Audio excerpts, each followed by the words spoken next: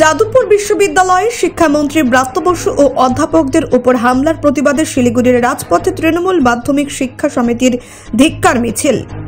১ মার্চে ঘটে যাওয়া এই ঘটনার দোষীদের কঠোর শাস্তির দাবিতে এদিন বিকেলে শিলিগুড়ি কলেজের সামনে থেকে শুরু হয় মিছিলটি। তৃণমূল শিক্ষক সমিতির সদস্যরা জানান, এটি শুধুমাত্র শিক্ষামন্ত্রীর ওপর নয়, গোটা শিক্ষা ব্যবস্থার ওপর আঘাত। যারা এই বর্বরোচিত হামলা চালিয়েছে তাদের কঠোর শাস্তি দিতে হবে। শিক্ষক শিক্ষিকাদের পাশাপাশি সাধারণ মানুষও এই মিছিলে অংশ নেন। বাম ছাত্র সংগঠনের এমন আক্রমণের বিরুদ্ধে তীব্র নিন্দা জানিয়ে মিছিলকারীরা স্লোগান তোলেন। শিলিগুড়ি শহরে এই ধিক্কার মিছিল যথেষ্ট গুরুত্ব পেয়েছে। প্রশাসন পরিস্থিতির ওপর নজর রাখছে। ব্যুরো রিপোর্ট, নির্ভীক বার্তা।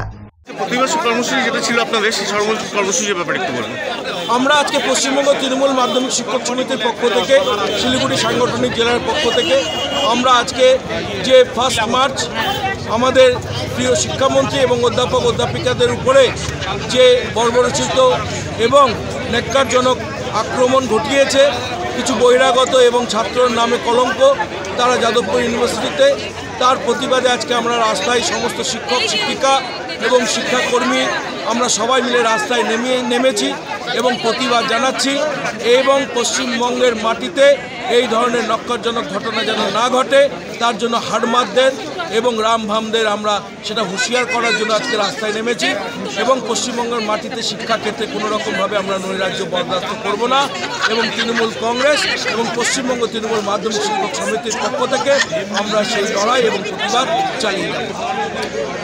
কতজন শিক্ষাকর্মী ছিলেন? আজকে 500-র উপরে মাধ্যমিক শিক্ষক শিক্ষিকা এবং শিক্ষাকর্মী আমাদের শিলিগুড়ি সাংগঠনিক জেলায় তারা উচ্চ মাধ্যমিকের মতন গুরুত্বপূর্ণ পরীক্ষা সম্পন্ন করে 11-এর সেকেন্ড হাফের পরীক্ষা সম্পন্ন করে আজকে আমরা একত্রিত হয়ে আজকে শিলিগুড়ির রাজপথে আমরা এই প্রতিবাদ আমাদের সমস্ত শিক্ষক শিক্ষিকা এবং শিক্ষাকর্মীরা মুখরিত হয়েছে এবং এই ধরনের একটা ঘটনার আমরা তীব্র প্রতিবাদ এবং ধিক্কার জানাই।